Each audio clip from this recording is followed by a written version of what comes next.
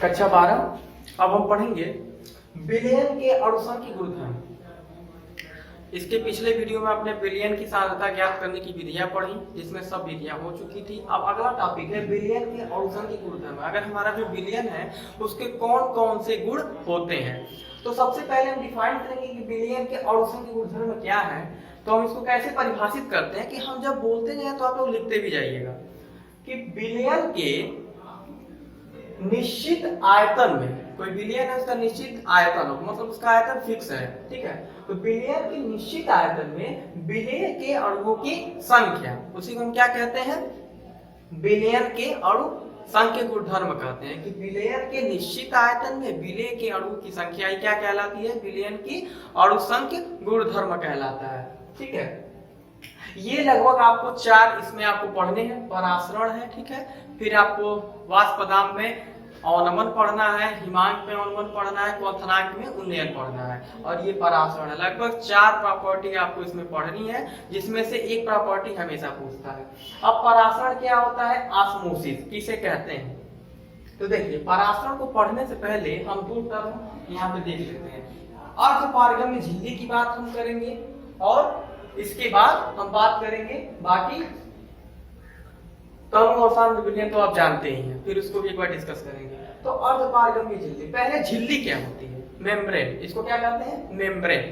तो झिल्ली क्या होती है कि ठोस या द्रव की पतली परत, या कोई ठोस है या कोई द्रव है, उसकी एक पतली परत, जैसे यहाँ पे ये पतली परत है, ठीक है, ये पतली परत है। तो ठोस या द्रव की कोई पतली परत को हम झिल्ली कहते हैं, ठीक है। डिफिनीशन नोट कर लीजिएगा, किसी ठोस या द्रव की पतली परत को झिल्ली कहते हैं। अब जो ये झिल्ली होती है, ये मुख्यतः 3 प्रकार की होती है। पहला होता है आपका पारगम्य, दूसरा होता है अपारगम्य, और तीसरा होता है अर्धपारगम्य। अब इसको हम परिभाषित करेंगे। पारगम्य झिल्ली, पारगम्य झिल्ली क्या होती है कि ऐसी झिल्ली जिसमें न तो विलेय और विलायक, वह झिल्ली जो विलेय या विलायक दोनों के कणों को नहीं गुजरने देती है, ठीक है, मतलब संपूर्ण विलयन कोई गुजरने नहीं देगी, उसको हम कहेंगे पारगम्य झिल्ली। दूसरा होता है अपारगम्य झिल्ली, यानी ऐसी झिल्ली जो विलेय को भी और विलायक के भी दोनों के कणों को गुजरने देती है, उसे कहते हैं अपारगम्य झिल्ली। और तीसरा होता है अर्धपारगम्य झिल्ली। मतलब इसे कैसे डिफाइन करेंगे कि ऐसी झिल्ली जो विलायक के कणों को गुजरने देती है, मतलब चीनी और जल लें तो जल क्या हो गया, विलायक हो गया। यानी एक उदाहरण से हम समझें कि जल को गुजरने देगी लेकिन चीनी को नहीं, तो विलायक के कणों को गुजरने देती है, विलेय के कणों को नहीं, उसे अर्धपारगम्य झिल्ली, इम्परमिएबल मेम्ब्रेन कहते हैं। तो अर्धपारगम्य झिल्ली क्या होती है, आप नोट कर लीजिएगा कि वह झिल्ली जो विलायक के कणों को गुजरने देती है, विलेय के कणों को नहीं, अर्धपारगम्य झिल्ली कहलाती है। अगर इसका घरेलू उपयोग में हम देखें तो जो अंडे का छिलका होता है, जो ऊपर व्हाइट कलर का, वो अर्धपारगम्य झिल्ली की तरह वर्क करता है। सूखे बीज हो गए, उसका जो आवरण है, जो बीज आता है सूखा, उसका जो आवरण है वो अर्धपारगम्य झिल्ली का काम करता है। वैसे अगर रासायनिक में देखा जाए तो कैल्शियम फास्फेट हो गया, पोटेशियम फेरोसाइनाइड हो गया, ये दोनों कैसे हैं, अर्धपारगम्य झिल्ली है। तो इसको आप नोट कर लीजिएगा। अब हम समझेंगे कि परासरण क्या होता है। तो परासरण क्या होता है कि जब कोई हम 2 विभिन्न विलयन लेते हैं, ठीक है, कोई 2 भिन्न भिन्न विलयन लेते हैं, उसमें हम क्या लगाते हैं, अर्धपारगम्य झिल्ली लगाते हैं। यदि 2 विभिन्न विलयन में अर्धपारगम्य झिल्ली लगाते हैं तो विलयन तनु विलयन से सांद्र विलयन की ओर, मतलब पतले से गाढ़ा, तनु विलयन से सांद्र विलयन की ओर स्वतः गति करने लगता है, ठीक है।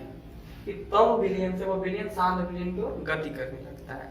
ऐसी क्रिया को हम क्या कहते हैं, परासरण कहते हैं। तो इसको कैसे परिभाषित करेंगे कि जब 2 विभिन्न सांद्रता वाले विलयनों के मध्य अर्धपारगम्य झिल्ली लगाते हैं तो विलयन तनु विलयन से सांद्र विलयन की ओर स्वतः गति करने लगते हैं, उसके कण जो है स्वतः गति करने लगते हैं, ऐसे विलयन को हम ऐसे इस क्रिया को परासरण क्रिया कहते हैं। तो इसको फिगर को भी आप बना लीजिएगा, इससे आपको चीजें क्लियर होंगी। देखिए तनु विलयन है, इसको हमने ए माना है, ये शांत विलयन है, इसको हमने बी माना है। यहाँ पे हमने अर्धपारगम में जी लगाया जिसको हमने यहाँ नोट किया है। और ये विलयन क्या हो रहा है, जब अर्धपारगम में जी लगाया तो तनु विलयन से यहाँ से देखिए दिखाया कि तनु विलयन से किधर जा रहा है, शांत विलयन की ओर चलता चला जा रहा है। तो यह क्रिया कौन सी हो जाएगी, परासरण की क्रिया हो जाएगी। अब हम पढ़ेंगे परासरण के प्रकार। परासरण कितने प्रकार के होते हैं, तो परासरण दो प्रकार के होते हैं, बाह्य परासरण यानी एक्सोऑस्मोसिस और अंतः परासरण इंडोऑस्मोसिस। पूछ देता है कभी कभी परासरण को परिभाषित करिए, परासरण क्या होता है, उसके कितने प्रकार हैं, तो पूछ देता है। परासरण दाब क्या है, एक नंबर में हमेशा आता है। तो बाह्य परासरण क्या है कि विलायक के अणुओं की गति।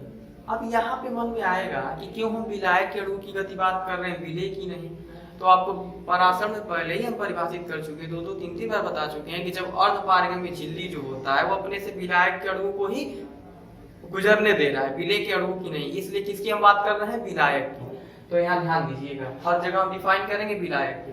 तो बाह्य परासरण क्या है कि यदि विलायक के, यहाँ लिख दे रहे हैं कि आप लोग डिफिनेशन लिख दीजिएगा, यदि विलायक के अणुओं की गति अंदर से बाहर की ओर होती है तो ऐसा परासरण बाह्य परासरण कहलाता है। जैसे अंदर से बाहर की ओर क्या है, जैसे किशमिश आप लेते हैं, नमक का गाढ़ा घोल, मतलब पानी में नमक आपने डाल दिया, गाढ़ा रहे, 3-4 चम्मच रहे, और उसमें अगर हम किशमिश को डाल देते हैं तो कुछ समय के पश्चात जो किशमिश होता है वह क्या हो जाता है, सिकुड़ जाएगा।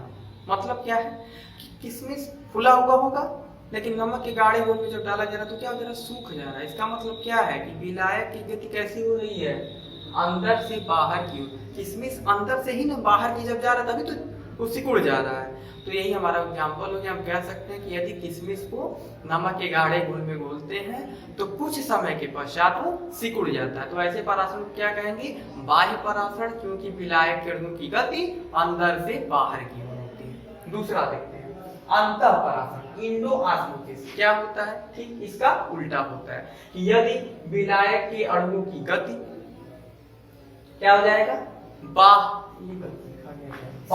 से अंदर की ओर, बाहर से अंदर की ओर होती है।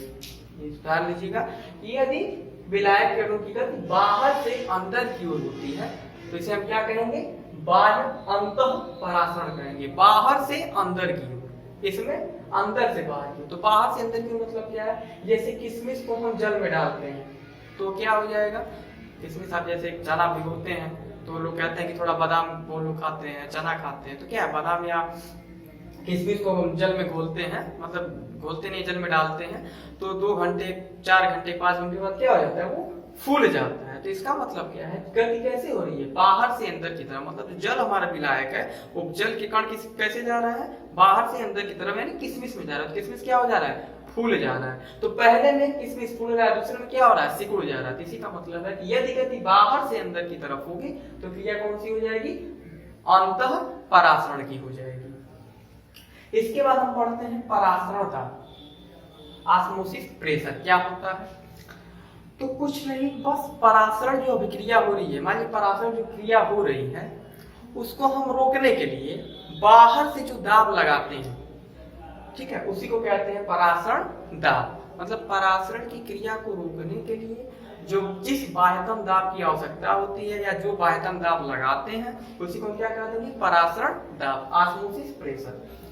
दूसरे अर्थ में इसको अगर हम परिभाषित करते हैं तो कहते हैं कि परासरण दाब क्या होता है, तो विलयन के वाष्प दाब को, विलयन के वाष्प दाब को, मतलब विलयन है उसका वाष्प, उसके दाब को क्या करना है, बढ़ाकर, ठीक है, विलयन के वाष्प दाब को बढ़ाकर विलायक के वाष्प दाब के बराबर कर देता है। ये कभी कभी पूछ देता है कि कौन सी क्रिया में जब हम दाब लगाते हैं तो विलयन का वाष्प दाब विलायक के वाष्प दाब के बराबर हो जाता है, तो आप कहेंगे परासरण दाब में ये होता है। तो आप लिख लीजिएगा कि परासरण अभिक्रिया को रोकने के लिए जिस पायतन दाब लगाते हैं या आवश्यकता होती है वो परासरण दाब कहलाता है। बाकी इसको नोट कर लीजिएगा, ठीक है। तो ये परासरण की क्रिया थी। परासरण की विधि हम निकालते हैं, बर्कले हॉर्टले विधि बहुत इंपॉर्टेंट विधि होती है। हालांकि अब तो वो आप चाहेंगे तो पढ़ सकते हो, उसे हटा ही दिया गया है। तो बर्कले हॉर्टले विधि के द्वारा हम परासरण क्रिया को ज्ञात करते हैं। तो ये थी परासरण क्रिया से संबंधित जानकारी।